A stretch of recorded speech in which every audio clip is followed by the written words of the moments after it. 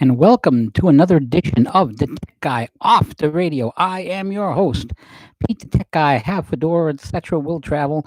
No Doctor Who scarf today. Again just came from work as the is normal on the AM podcasts, and I am delighted to spend a little bit of time of talk and thought, etc. with you on the Tech Guy off the radio, as opposed to the old the Tech Guy on the radio, which was on syndicated on several stations years and years ago. So let's get right back on topic. And the topic I want to start with is Judge Sullivan. For those of you who do not know, Judge Sullivan is the judge in the Mike Flynn case. Now, as a general rule, one of the things that you generally note about judges and the way the justice system works is that when a judge, judges a case, you have a prosecutor, you have a defense, and so forth, and you have the judge. And the defense defends the person in question.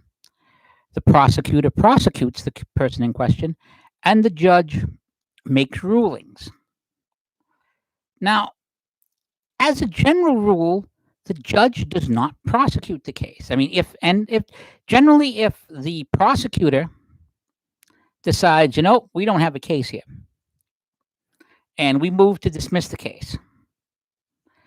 Generally, if the prosecutor decides that there's not a case, then the judge, drops the case, because obviously the defense will always move to dismiss the case, because the defense will always say, well, no, this case is no good, blah, blah, blah, blah, blah.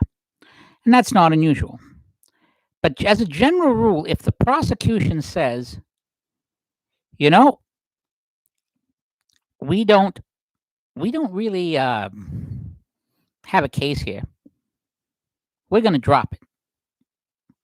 You don't often see judges push back against that. In fact, you don't see judges push back against that.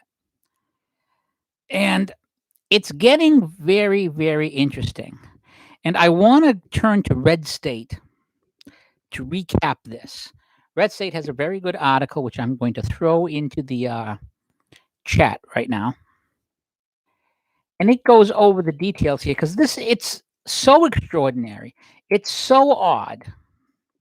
It's so strange that if it happened to anybody else, if we were not in the mode of Trump derangement syndrome, everything is about getting Donald Trump or hurting anyone associated with Donald Trump, and somebody told me, a judge is doing this, I would say that it was impossible. I would say of course, a judge isn't doing that. That's ridiculous. Whoever heard of a judge doing something like this?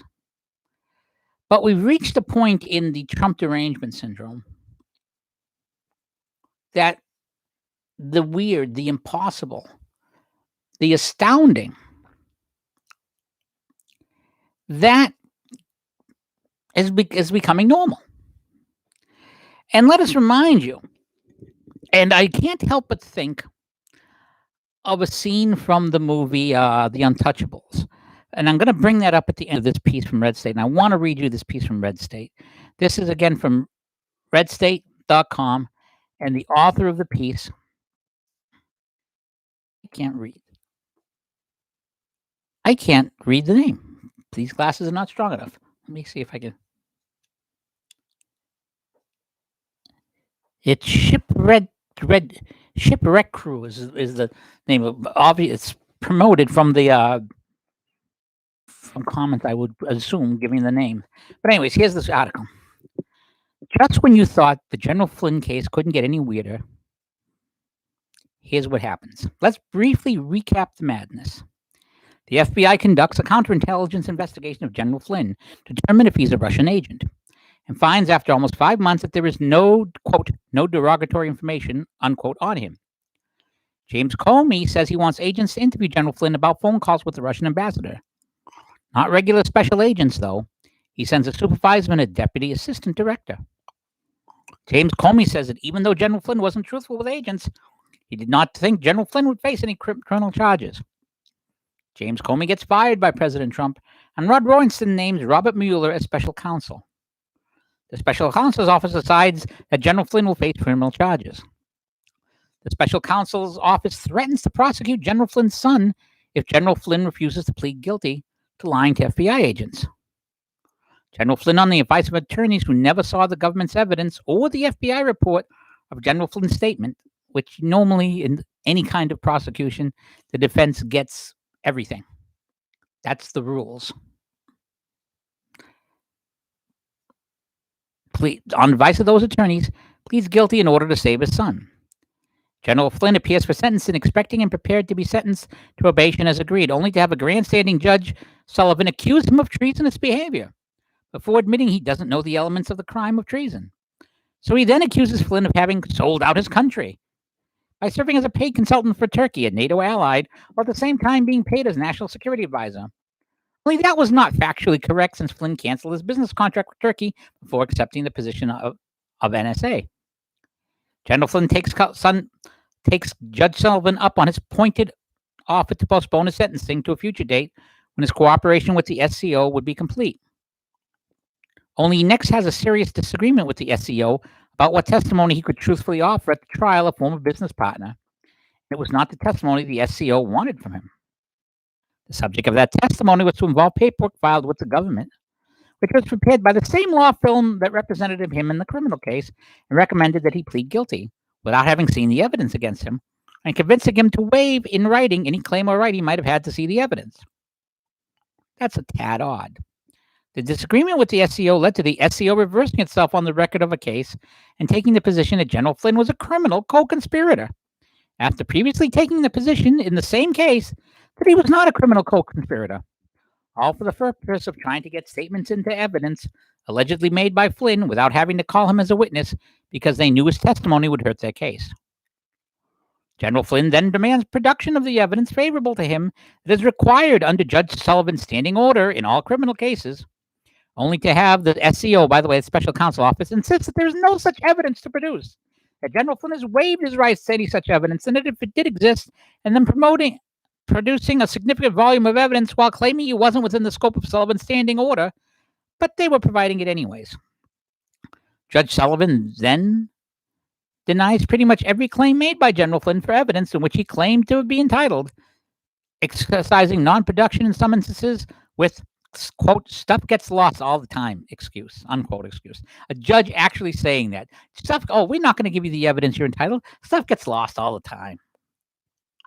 General Flynn then moves to withdraw his guilty plea based on information found in some materials that were produced by the SCO, even though they claimed they had no obligation to produce the materials. Just prior to the date for the former SCO prosecutor having been abandoned by all his SCO colleagues, who all parachuted out of their matters months earlier to respond to the motion of General Flynn to withdraw his plea, more materials are produced to General Flynn by order of a U.S. attorney brought in to review the matter in which the Flynn case has been handled.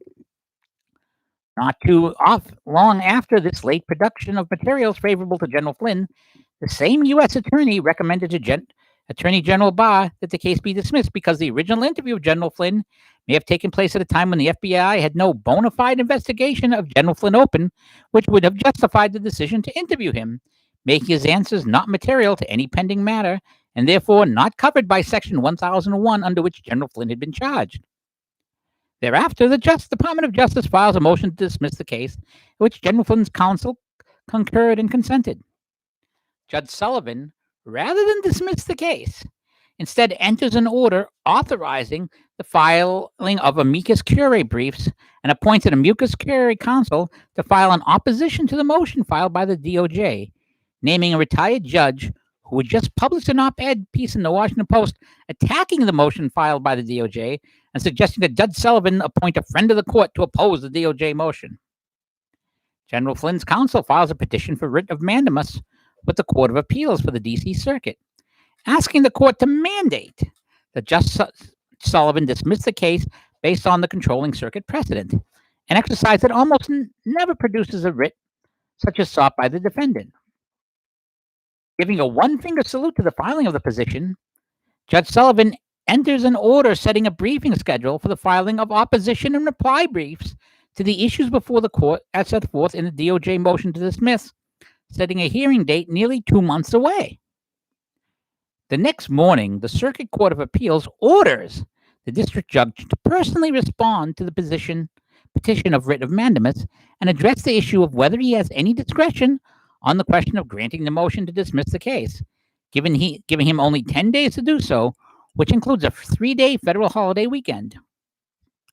Judge Sullivan doubles down by hiring a private legal counsel to assist him in responding to the Circuit Court's order. You can't make this stuff up.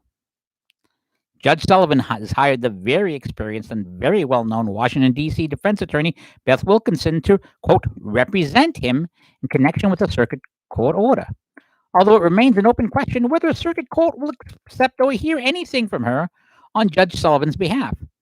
The order was specific as to him. He is not a party represented by counsel.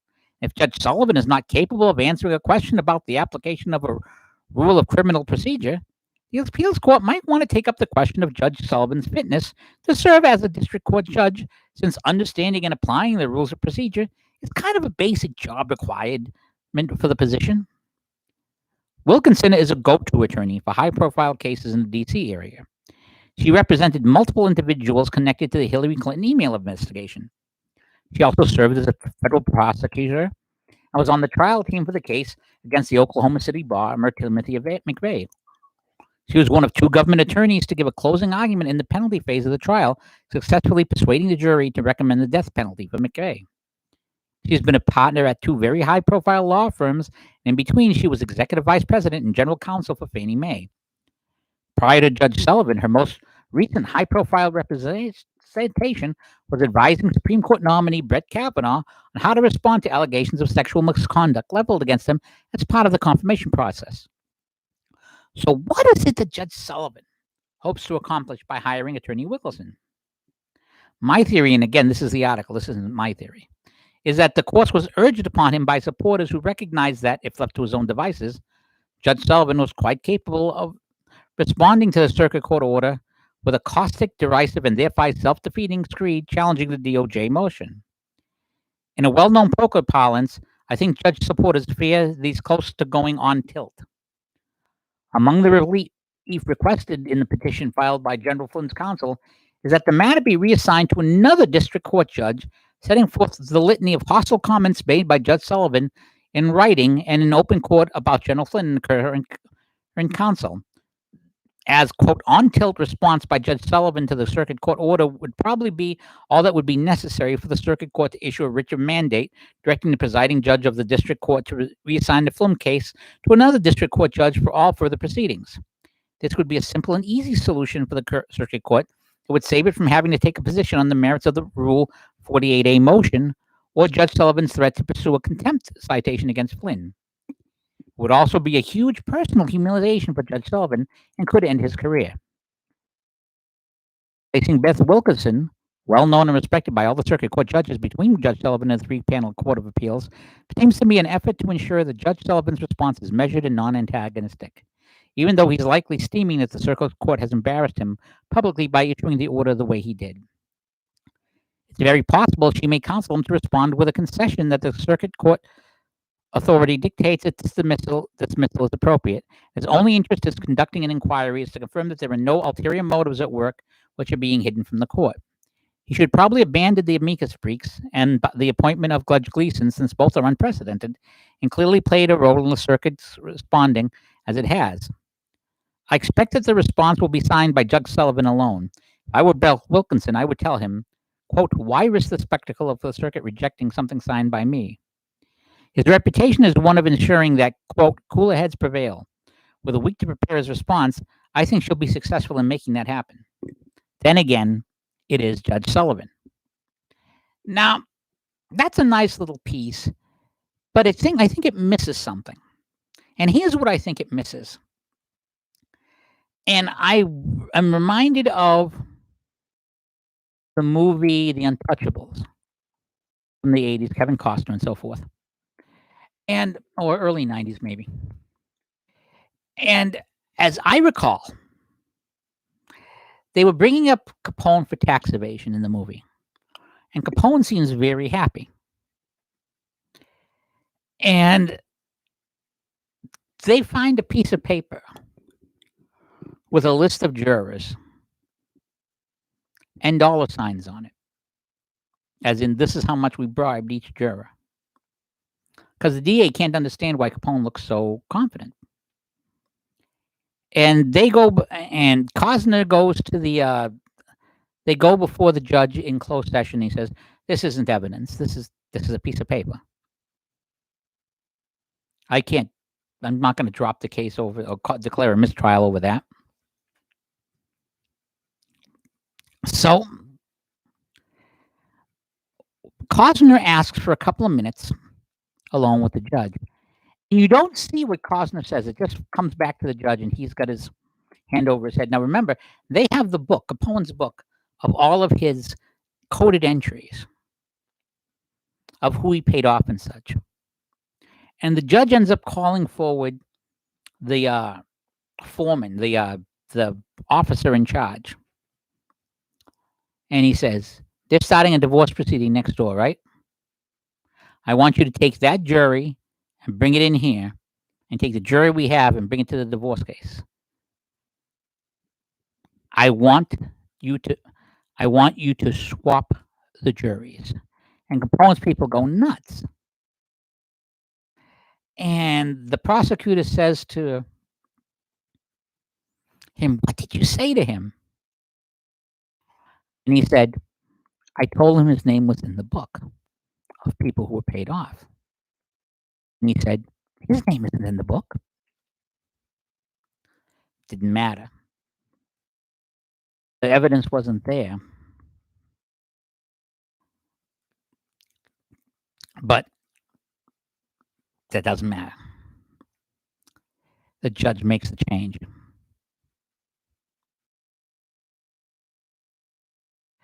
So what does that? So then this is what comes to mind when I see Judge Sullivan. Is what comes to mind is Obamagate.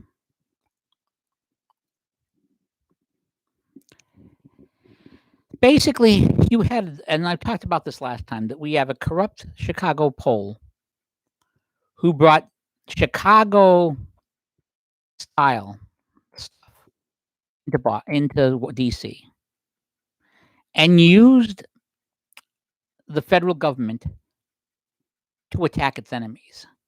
And not just with the Trump thing. We all know about the Tea Party people getting audited. We all know about the business with the IRS and so forth. They basically used the federal government to lean on its enemies. Nixon never did this. People said that Nixon might do this. Obama did what Nixon didn't. But Nixon didn't have the press behind him. And Obama did. So it was ignored. Now, I keep thinking, why is this judge so intent on getting Flynn? Now, it could just be Trump derangement syndrome, which is, it's very possible that all it is Trump derangement syndrome and a desire to get Donald Trump. But I'm wondering if there's more to it. I am wondering if people dig deep enough into this,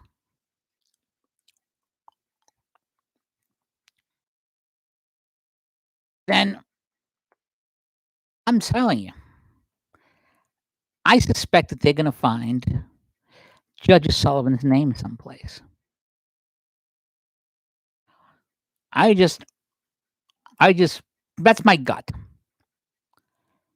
I don't pretend to know for a fact this. I've not been doing the reporting I used to do. I don't have time to do through this stuff. I've got my full-time job. I've got all the stuff that I'm already doing.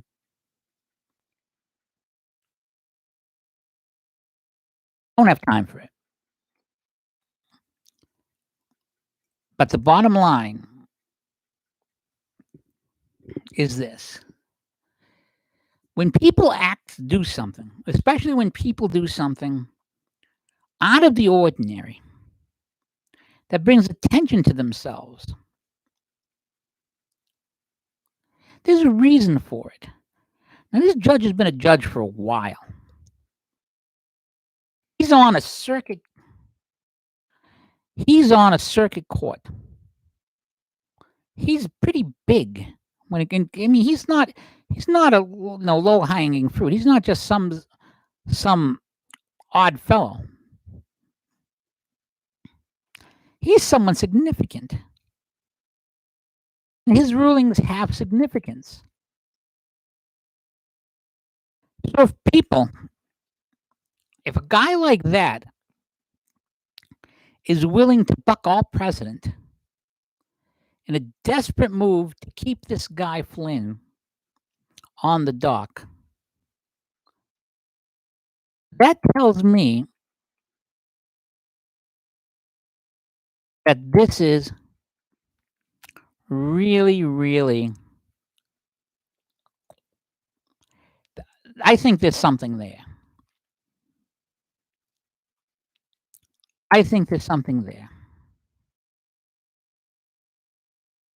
I could be completely wrong. I could be but that's my gut. My gut is there's something, that there's a there.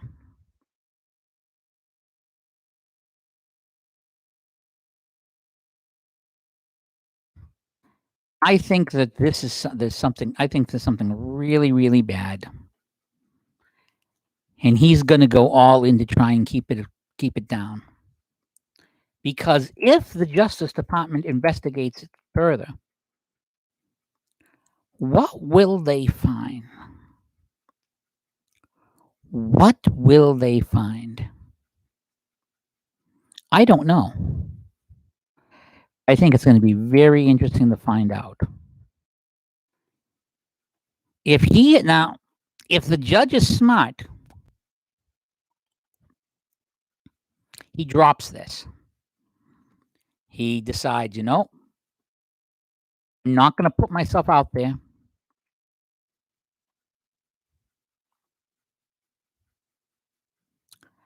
I don't do this. But that's where he decides to go.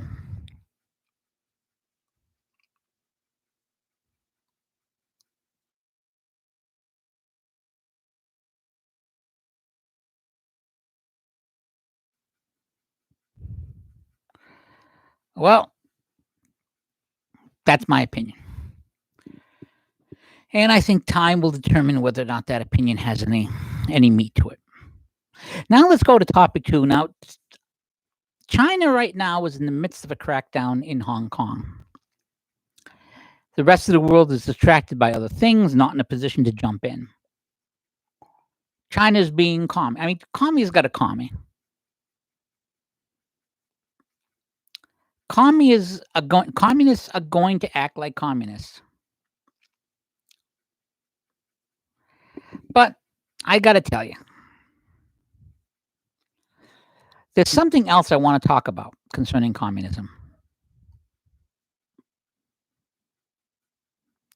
And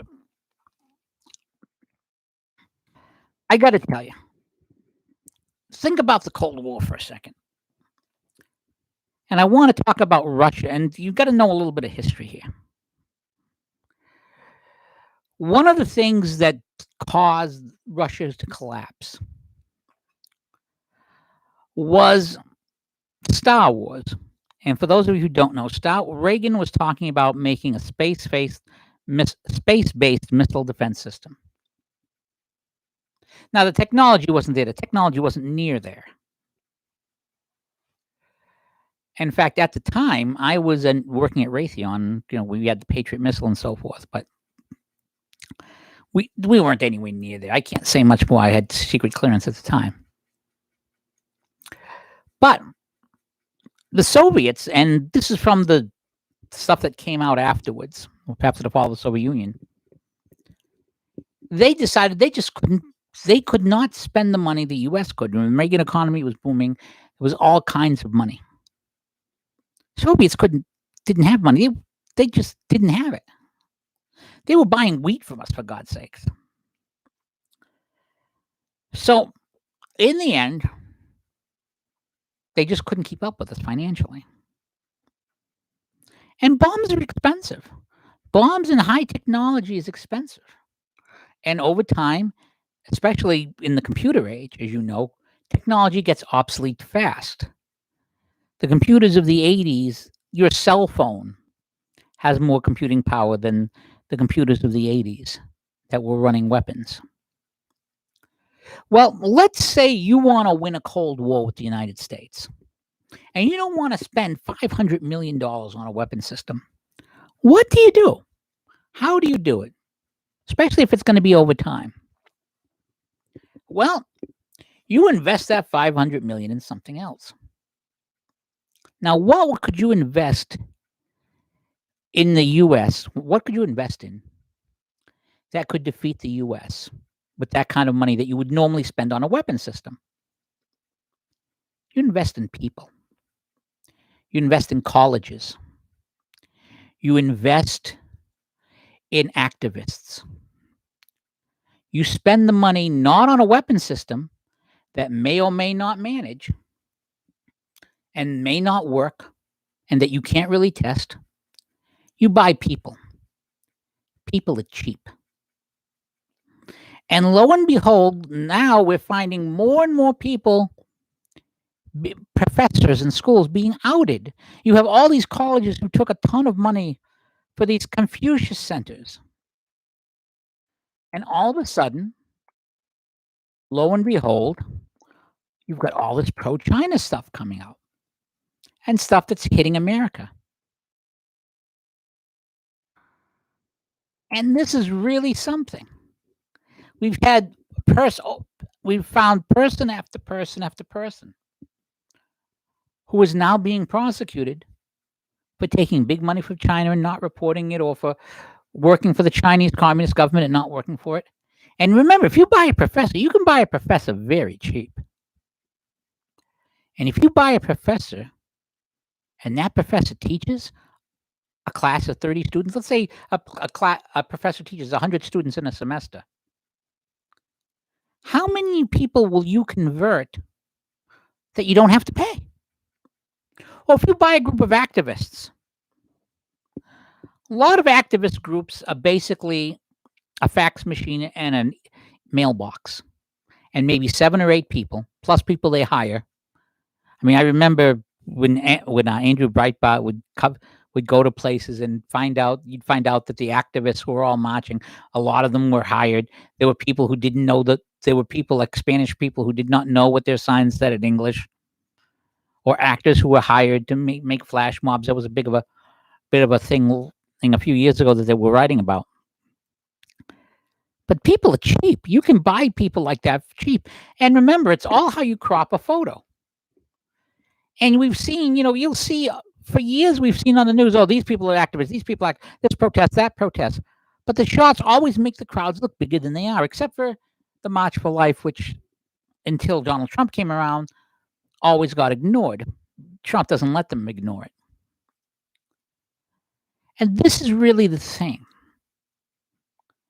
It's, like I said, it's easier to buy people. I submit and suggest that both the Russians and the Chinese, and probably some of our other enemies, have been investing in our colleges and investing in activist groups for many, many years.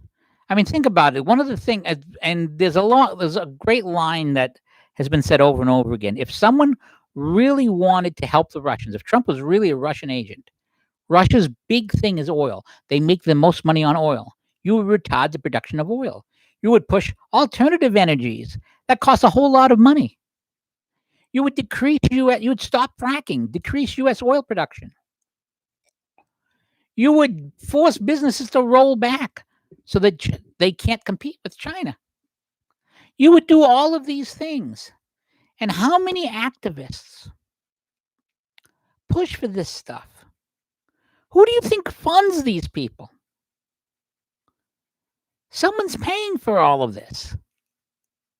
I submit and suggest that the someone has been China, the someone has been Russia, the someone has been Iran, the someone has occasionally been the Saudis.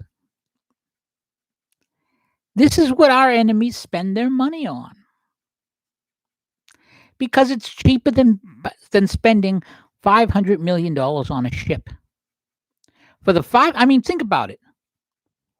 A $1 million grant to 500 colleges, or $500,000 to 500 colleges, and $50,000 to 5,000 professors, you can get for the price of a ship. And you don't have to upkeep the ship. This is the type of stuff that I believe has been going on. We've already seen some evidence that it's going on, and I suspect it's been going on for a very, very, very long time. And it's kind of sad. It's stuff that we are finding out. It's stuff we are finding out. I suspect we're going to find out a lot more.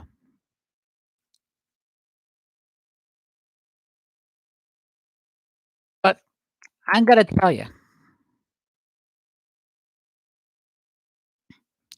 I got to tell you right now that this is amazing. But what's really amazing is that, how do I say this? All of this is finally coming to a head.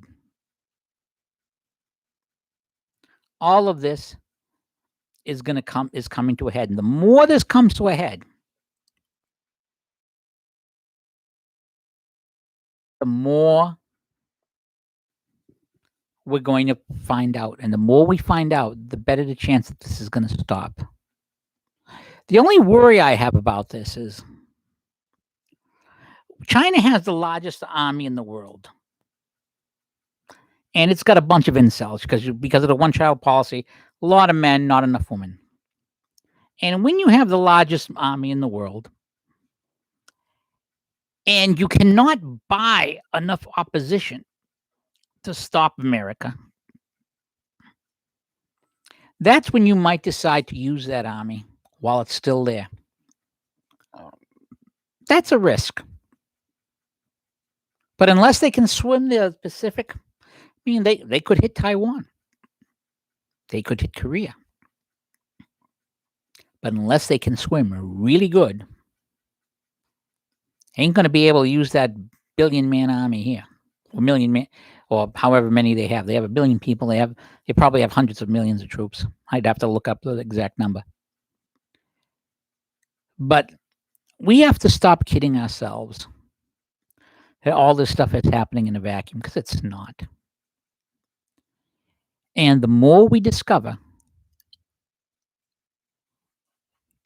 the more it's going to come out. And the more it comes out, the more we will learn how deep this is. And the real question is, will the people who are owned decide it's more important, they'd rather be owned than not be owned? I think it's going to be interesting to see what the schools do. I think it's going to be really interesting to see. But I think the coronavirus changed a lot. And I think it was a miscalculation by China. I think it brought a lot of bad will for them. All right, now let's go to the final topic. This is going to be a short podcast, comparatively speaking. And this week, and by the way, I should mention one other thing. There's a nice little piece at hotair.com. Chinese foreign minister, U.S. pushing towards a new Cold War. The only problem with that argument is that presumes that China hasn't already been creating a Cold War. And China is, of course, claiming that they're putting out propaganda claiming that the coronavirus came out from us. I mean, these guys are I'm going to give you the last paragraph of Townsend's piece. The communist Chinese government has never been worthy of American trust. The actions that were taken during the pandemic simply reminded the world of how brutal government is and must now be held accountable for the damage the pandemic brought to human life and economies around the world. Okay, now we're going to talk about masks. The president did something rather astounding. Or at least it wouldn't be astounding if it was a different president. It would be astounding if it from someone else. From Donald Trump, I've found it's not astounding. He went out live and declared churches vital. And said, you're not going to be shutting down churches. The federal government's going to back up keeping them open. Governors want to complain, they can come to me. I'm going to turn them down. I went to Mass this week. Now, various Christian denominations have different things going down. Under the Catholic Church, it's up to the bishop to decide what it is. Even if Trump says the churches can open, if a local bishop says your churches can't open right now, they don't open. I'm not aware of any bishops doing that. But our bishop said, in conjunction with the Massachusetts plan for opening, Saturday, I should say, was the first day that Mass was allowed to be celebrated publicly under particular restrictions. You couldn't pass the basket. And our church, we had baskets at the entrances. People could put their envelopes in if they wanted to contribute. You had to space out people. When I went to my church, every other pew was tied off with police tape. They didn't have the sign of peace, which is during the Catholic Mass when people shake hands and so forth. Although when that point came, a lot of people just turned around and waved at each other, or kissed family members, because that's what normally happens at that point. And when it was time for communion, they went up row by row, and they got on lines and went up one at a time, 6 foot apart. And when people left, the father asked them, let people leave one pew at a time, keep the spacing up. Now, all of that was window dressing, but the Mass was still the Mass. It was still a celebration of Mass. And the bishop has also decreed that the requirement, because Catholics are required to go to Mass on Sunday and on holy days of obligation. For example, last Thursday that passed was Ascension Thursday. So Thursday, we would be obliged to go on Thursday to Mass, unless individual bishops can move that celebration to Sunday. But in our church, Thursday is the Thursday Mass. So he decreed that the obligation to go to Mass is not theirs yet, because it's not safe 100% for people to go, as in the past. And a lot of older people who would normally be at Mass, I didn't see them. It was 1 or 2, but not a lot. Everyone was wearing masks. But it was still a Mass. It was still church. It was still the worship of God. And the fact that Christians, and for example, in Minnesota, the Catholics and the Lutherans banded together to say to the governor there, we're going to defy your order. And we're going to have our celebrations. We're going to do them safely. And the president made a very good point, saying, the pastors in here, they all know that they want the safety of their parishioners. They're not going to do anything stupid to risk them.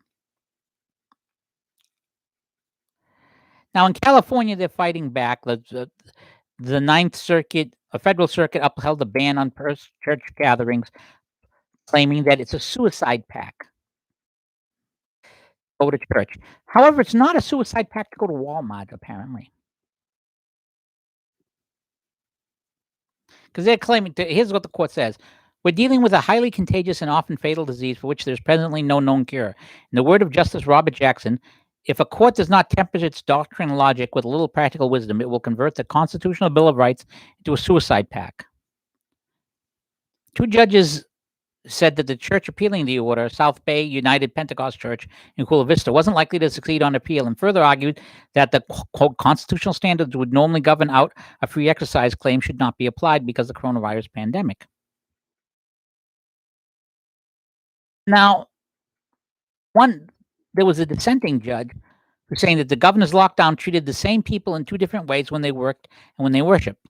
The state's position on this score logically assumes that the very same people who cannot be trusted to follow the rules at their place of worship can be trusted to do so at their workplace.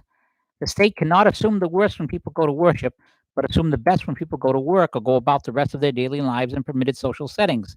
The injury here is particularly poignant given that Pentecost, which is modestly named church greatly desires to celebrate, falls on May 31st. He said in his dissent that the state has an undeniable interest in public health, but that it could be achieved by narrower regulations that burden religion to a far less degree. Now it's going to be interesting to see what goes on here in California. Now, 1,200 churches in California plan on opening in defiance of the governor's order. And it will be interesting to see how many do that and what the governor does. And the sad thing about this is we've reached a point where who is religious and who is not.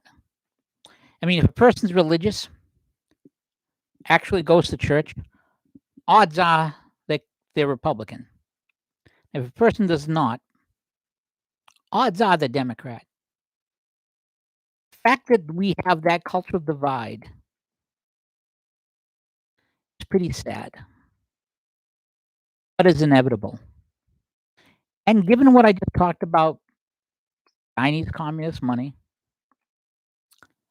is not a big surprise. But the bottom line is that at least in most places in the country, church is back. Now, the thing is, God never went away. Just our ability to worship together. But the more the left tries to repress Christianity, and let's be honest, this isn't about stopping Jews. This isn't about stopping Muslims. It's about stopping Christians. Because to the left, Christians are the enemy. Let's not pretend anything else.